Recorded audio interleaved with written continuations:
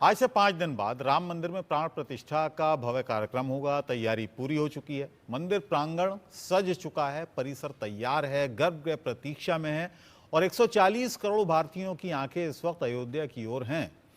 अयोध्या ही नहीं, पूरे देश में राम धुन की गूंज सुनाई दे रही है। लेकिन दूसरी तरफ राम के नाम पर सियासी घमासान भी थम नहीं रहा है। भारत जोड़ो न्याय यात्रा पर निकले राहुल गांधी कह रहे हैं कि मुझे धर्म का फायदा नहीं उठाना, मैं इंटरेस्टेड नहीं हूं। अब सवाल यह है कि जब अयोध्या जाना नहीं है तो फिर क्या प्राण प्रतिष्ठा तक क्या कोई बयान जारी करना जरूरी है? 22 तारीख का फंक्शन जो है ये राजनीतिक फंक्शन बन गया है। हिंदू धर्म के जो हमारे लीडर्स हैं, जो अथॉरिटीज हैं, उन्होंने कहा है कि वो नहीं जा पाएंगे क्योंकि ये राजनीतिक फंक्शन बन गया है। आरएसएस ने, बीजेपी ने 22 तारीख को एक चुनावी flavour, election flavour, political flavour दे दिया है।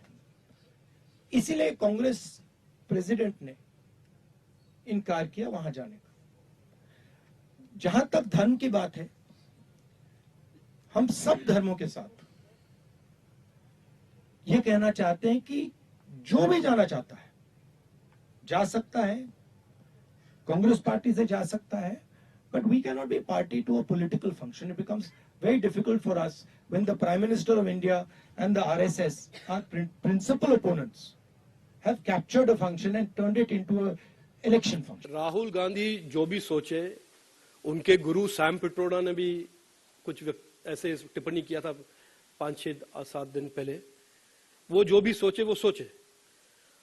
हर भारतवासी के लिए, दक्षिण में या हो उत्तर में, पश्चिम, पूरब, हर भारतवासी के लिए राम मंदिर एक आस्था का इशू है। It is a deeply felt emotional issue for crores and hundreds of crores of Indians. Rahul Gandhi का इंटरप्रिटेशन जो भी रहे, हमारे लिए ये एक बहुत ही एक महत्वपूर्ण और बहुत ही एक डीपली फेल्ट आस्था का इशू है। इसमें राहुल गांधी का टिप्पणी जो भी हो, उसमें कोई बदलाव नहीं आएगा। जब अपनी ही पार्टी में अन्याय करें, राम भक्तों को राम जी से दूर रखने का प्रयास करें, तो राम भक्त कहां उनकी सुनने वाले हैं। इसलिए कांग्रेस में भी उनकी नहीं कोई सुन रहा। और मैं तो ये कहूंगा, एक के बाद दूसरे घमंडिया गठबंधन के नेताओं ने कभी सनातन धर्म को कुचलने की बात कही, अपमानित किया, हिंदुओं के बारे में अनाप शनाप बयान दिए। कोई ऐसा मौका नहीं छोड़ा जहां तुष्टीकरण की राजनीति के चलते हिंदुओं को अपमानित करने में कांग्रेस या सहयोगी दल पीछे रहे हों। और हमारे साथ तीनों खास मेहमान हमारे साथ बने हुए हैं। ए के मिश्रा जी, जो बात आप कह रहे थे, यहाँ पर राहुल गांधी ने इसमें एक बात और जोड़ी। कल उन्होंने कहा कि जब जो हमारे धर्मगुरु हैं उन्होंने ही इसको पॉलिटिकल इवेंट करार दे दिया तो हम कैसे जाएं। हमारे राष्ट्रीय अध्यक्ष ने भी यही कह दिया। वो शंकराचार्य का जिक्र कर रहे थे। असल में मैं आपको बताता हूँ, शंकराचार्य के जो कथन है उस पर हम कभी और डिबेट करेंगे। देखिए, राहुल गांधी वाकई में इतने कंफ्यूज वो तो कोट कर रहे थे ना। नहीं, मैं आपको बता रहा हूँ। देखिए, सनातन धर्म में ऐसा कुछ नहीं है। देखिए, भगवान कृष्ण आदेश दे रहे थे अर्जुन को कि भाई धनुष उठाओ, युद्ध करो। अर्जुन ने बोला ना ना ना, मैं नहीं करूंगा। तो ऐसा कुछ यहाँ पे नहीं है। राहुल गांधी दत्तात्रेय ब्राह्मण है। अब इनको जनेऊ पहन के वहां जब उपस्थित रहना चाहिए था, 10 दिन 15 दिन पहले से ये उपासना वगैरह करते, फलाहारी रहते, अपने आप को पवित्र करते और जनेऊ पहन के वहां रहते, तब इनको माना जाता कि ये भारतीय है या इनकी श्रद्धा है। अब इस तरीके से जितने डैमेज इन्होंने किए, राहुल गांधी वही है जिन्होंने बोला लोग मंदिर जाते हैं लड़कियां छेड़ने के लिए। ये भी इनका है ना, कोट अनकोट इन्होंने ही बोला था ना। अच्छा, अब दूसरी चीज आप ये देखिए, अब कुछ इनको बचा नहीं। अब शंकराचार्य कभी किसी और के पीछे, हमेशा धर्म को आगे करके। मैंने बोला ना, कुछ मुट्ठी भर ऐसे नेता है जो सामाजिक जो है सौहार्द को बिगाड़ने के लिए, अगर कोई तीर्थ त्योहार भी हो रहा है तो उसको भी राजनीतिकरण करने के लिए। भारत में ये राजनीति शुरू से ही रही है। कभी मुल्ला को आगे कर देंगे, कभी मौलवी को, कभी किसी धर्माचार्य को। ये गलत चीज है। यहाँ पे राहुल गांधी, भाई शंकराचार्य ने जो बोला वो सनातन धर्म के मानने वाले लोगों के बीच के बात की है, हम समझ लेंगे। इसमें राहुल गांधी को जो है अड़ंगा डालने, इन्होंने ये बोला कि भाई हम सभी धर्म को समान मानते हैं, और धर्म अगर राजनीति का मुद्दा नहीं है तो शंकराचार्य की बात को ये फिर अमल पे क्यों कर रहे हैं? इनको बोलना चाहिए था वो धार्मिक मुद्दा है, हमारा इससे कोई मतलब लेना देना नहीं। अब यहाँ ये शंकराचार्य की बात को आदेश मान रहे हैं और उसका राजनीतिकरण कर रहे हैं। आदेश नहीं मान रहे हैं, वो कह रहे हैं कि क्योंकि धार्मिक ये अनुष्ठान है ही नहीं। उन्होंने साफ साफ कहा कि ये राजनीतिक अनुष्ठान है, ये इवेंट है, आरएसएस और बीजेपी का इवेंट है। नहीं, मैं वो ये अगर नहीं बोल धार्मिक रहा हूं। मानते तो जरूर जाते, वो तो यही कह रहे हैं।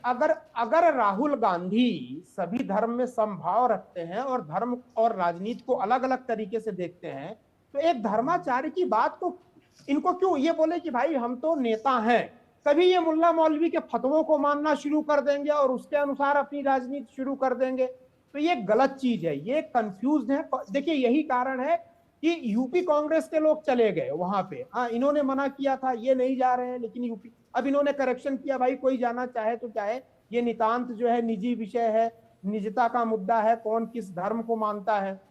काम इन्होंने सारे धर्म, चाहे किसी भी धर्म के फेवर या अगेंस्ट में रहे हो, लेकिन धर्म से अलग रह करके, भाई सोमनाथ मंदिर की भी प्राण प्रतिष्ठा हुई थी, कांग्रेस के टाइम पे हुई थी, डॉक्टर राजेंद्र प्रसाद वहां पे गए थे, और भी ऐसे बहुत सारे इतिहास के मौके हैं जिनको बताया जा सकता है।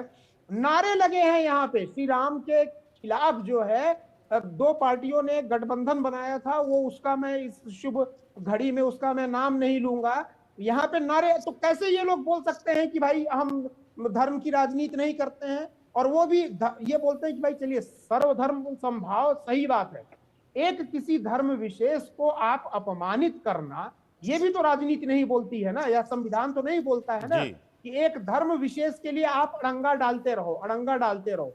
अरे समाधान ढूंढिए साहब, उसमें कंट्रीब्यूट करिए, वहां जाइए। दत्तात्रेय ब्राह्मण है, ब्राह्मण होने का फर्ज निभाइए राहुल गांधी। आज आप राम से विरोध नहीं कर सकते हैं अगर आप दत्तात्रेय गोत्र के ब्राह्मण हैं। जनेऊ पहनिए और जाइए, चाहे दुनिया क्यों न रोकती रहे। हिमांशु जी, अच्छा, ये जो मिश्रा जी बोल रहे थे ना, मैं उसी को आगे बढ़ाऊंगा जरा सा। दत्तात्रेय गौड़ ब्राह्मण, जनेऊधारी ब्राह्मण का सबसे बड़ा कर्तव्य क्या होता है पता है आपको? गायत्री और उसके हाथ को चरितार्थ करना। जनेऊ पहनने से कोई ब्राह्मण नहीं बन जाता। गायत्री का पठन कर सकते वो। ये वही है जो ऐसी बात कर रहे हैं जिनकी नानी बाबर के टुम के ऊपर जाके रोई थी। ये वही है जो खुद गए थे बाबर के टुम के ऊपर। इंदिरा गांधी भी गई थी, इतिहास बता रहा है अभी। हाँ, इतिहास बता रहे हैं ये कि बाबर ने भारत के ऊपर चढ़ाई की थी और उनके वंशज ने हमको गुलाम बना के राज किया था। ये इतिहास है। बाबर को बुलाया किसने था? अरे भैया, देखिए यही बात है ना, यही बात है कि जब वो गुलामी में से इंसान मुक्त होता है तब ये सब बातें, चिकनी चौपड़ी बातें करके लोगों को बरमाने की कोशिश। अरे तो पूरी बात बताइए। उस वक्त भी ऐसे नेता थे यहाँ पे, उस वक्त भी ऐसे नेता थे जो अपने राजनीतिक फायदों के लिए ये करते थे, जैसे आज कर रहे हैं लोग। उस वक्त भी ऐसे लोग थे जो राजनीतिक फायदे के लिए विदेशियों को बुलाते थे। आलोक जी, 10 साल से ये भी बैठे हैं बाहर, फिर भी उनको समझ नहीं आई कि लोग क्या चाहते हैं। ठीक है आलोक जी, समझ नहीं आएगी तब तक यही बात करते रहेंगे ये। चलिए इस समय जो पॉलिटिक्स की बात हो रही है, हम इतिहास में चले गए। बाबर और तोलक और पता नहीं कहां नहीं, सही बात है, करनी पड़ेगी ये बात करनी पड़ेगी। उसकी वजह है कि हमारे इतिहास के बगैर वर्तमान नहीं है, और अगर वर्तमान सही तरह से नहीं बनाओगे तो भविष्य सही तरह से नहीं बनेगा। आज के राजकारण के अंदर बागे बाबर में गए थे, इंदिरा गांधी गई थी बागे बाबर में, और राहुल गांधी की भी खबर आई कि बागे बाबर जो काबुल में जो बाबर का जो कब्रिस्तान है, जहाँ कब्र है, उसको बोलते हैं बागे बाबर। वहां गए थे ये लोग। आडवाणी जी भी गए थे गूगल पे, जिन्ना के मजार पर आडवाणी जी भी गए थे। हाँ, मैं बता रहा हूँ उसका क्या फर्क है। जिन्ना की मजार पे अगर आडवाणी गए थे, जिन्ना की मजार पे आडवाणी अपनी धार्मिक कृतज्ञता प्रकट करने के लिए नहीं गए थे कि वो उनके पुरखे थे या कोई धार्मिक वो थे कि कृतज्ञता प्रकट कर रहे थे। वो सौहार्द के लिए गए थे दो देशों के बीच में, और उसके बाद भी उनका क्या हुआ आप देख रहे हैं ना। जिन्होंने गलत काम किया आइडियोलॉजी से हट करके, हाँ, जो जिसने बाबर को बुलाया था इतिहास में उसका कहीं नामो निशान नहीं है। हाँ, उसको सारे लोग गलत बोलते हैं, चाहे यहाँ का हिंदू हो, मुसलमान हो, कोई भी हो। तो जो भी गलत करेगा उसका इतिहास में नामो निशान नहीं चलिए, एक रहेगा। सवाल भी हमने जनता से पूछा, देश की जनता से पूछा, जो शंकराचार्य की बात हो रही थी, देश की जनता से सवाल पूछा, उसका भी हम रिजल्ट दिखा दें। हमने सवाल पूछा कि जो स्वामी निश्चलानंद सरस्वती ने प्राण प्रतिष्ठा समारोह पर जो सवाल उठाए हैं उस पर आपकी क्या राय है। सवाल उठाना गलत है, 30.52% लोगों ने कहा कि सवाल उठाना ही गलत है प्राण प्रतिष्ठा पर, चाहे वो कोई भी उठाए। राजनीति से प्रेरित है, ये कहने वाले थे 11.05% लोग। विचार होना चाहिए, यानी जो कुछ शंकराचार्य ने कहा है उस पर विचार होना चाहिए, ये कहने वाले थे 34.21%।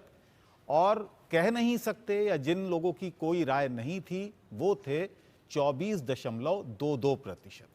यानी और भी सवाल हमने पूछे। अब एक और सवाल पूछा हमने कि क्या हिंदुओं के सबसे बड़े धर्मगुरु शंकराचार्य भी सियासी खेमों में बंट गए हैं। हां कहने वालों की तादाद सबसे ज्यादा 41.06%, नहीं कहने वाले 34.73% और कह नहीं सकते ये कहने वाले थे 24.21%। सर्वे नंबर 3, अयोध्या में रामलला के प्राण प्रतिष्ठा समारोह का सही वक्त आपके लिहाज से क्या है। लोगों ने कहा 22 तारीख बिल्कुल सही है, 71.05% लोगों ने कहा। पूरा मंदिर बनने का इंतजार करना चाहिए था, 26.31% लोगों ने कहा। और कह नहीं सकते या जिनकी कोई राय नहीं थी 2.64% लोगों ने कहा। तो ये हमने जो सवाल कुछ पूछे थे लोगों से, देश के लोगों से सवाल पूछे थे, जिसमें महत्वपूर्ण सवाल था कि जो शंकराचार्य जो बात कह रहे हैं ना जाने की, क्या वो राजनीति से प्रेरित है, उस पर भी लोगों ने रिएक्ट किया। ज्यादातर लोगों ने कहा कि इस पर विचार करना चाहिए था। दूसरा सवाल जो हमने किया, आलोक जी, दूसरा सवाल बड़ा महत्वपूर्ण था कि क्या शंकराचार्य भी राजनीतिक खेमों में बंट गए हैं।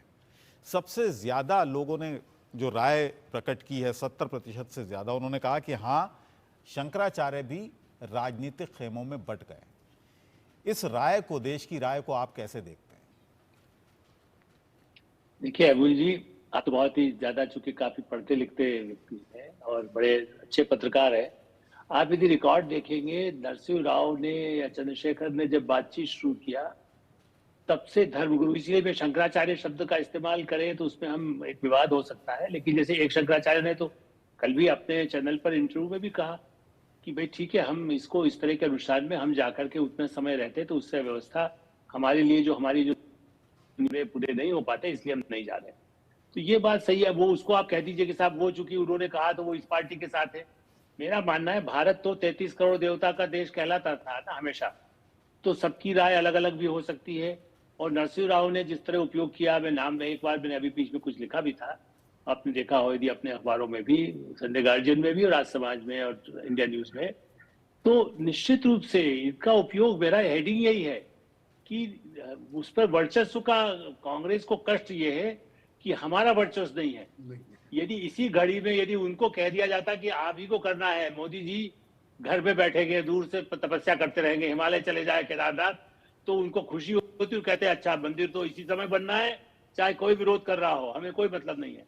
तो ये सही है कि ये नेता की, ये जब से मंदिर निर्माण की बात शुरू हुई तब से वो लोग अपना अपना भी, कई लोग धर्मगुरु, सब नहीं, मुरारी बापू हैं, अभी हिमांशु जी वहां बैठे हैं, आप बात करिए, वो कभी इस तरह के नहीं आते। अच्छा, भीड़ का जहां तक सवाल है तो आशाराम बापू जेल में है, उनके लिए हजारों की भीड़ आती थी, तो धर्मगुरु वो किसको मानते हैं, आशाराम बापू को मानते होंगे। हो सकता है जेल से संदेश आया हो कि भाई विरोध करिए राहुल गांधी को, क्योंकि उनके कई ऐसे धर्मगुरु है। चंद्रा स्वामी ही तो गुरु थे बर्बादी के लिए, भारत की बर्बादी के लिए, वरना तो ये, मैं, आप रिकॉर्ड देख लीजिए, और मैंने उस समय भी लिखा, आज भी कहता हूं कि वरना समझौता तभी हो जाता कि ठीक है ये दे दीजिए जमीन और कर दीजिए, यहाँ पर मंदिर बना निर्माण हो जाए। यहां तक की बात, सरकार तो खुद लेना चाहती थी, टेक ओवर करना चाहती थी सरकार, कांग्रेस की सरकार, नरसिंह राव की सरकार तो मंदिर को खुद अभी तो यहाँ ट्रस्ट बना है, वहां का मंदिर का वो है, विश्व हिंदू परिषद है, ये नहीं कह सकते। ठीक है, राज्य सरकार के जहाँ मंदिर का रखरखाव करना होता है, क्योंकि वहां यदि कोई लूटपाट होती है, कोई पंडे लूटते थे, आप याद करिए, समय कम है, कई बार हमारे कई ऐसे जो धार्मिक केंद्र थे, लोग कहते वहां मत जाना, लूट लेंगे, मार देंगे, जान से मार देंगे। चलिए, वाराणसी कुल मिला के उससे तो बचा जा आगे रहा है ना। जितनी भी मुद्दे बनेंगे 2024 तक, काफी इंटरेस्टिंग रहने वाला है पूरा ये माहौल, देखने वाली बात होगी। बहुत बहुत धन्यवाद आलोक जी और हिमांशु जी और AK मिश्रा जी, बहुत बहुत शुक्रिया हमसे बात करने के लिए, इंडिया न्यूज से जुड़ने के लिए आपका धन्यवाद।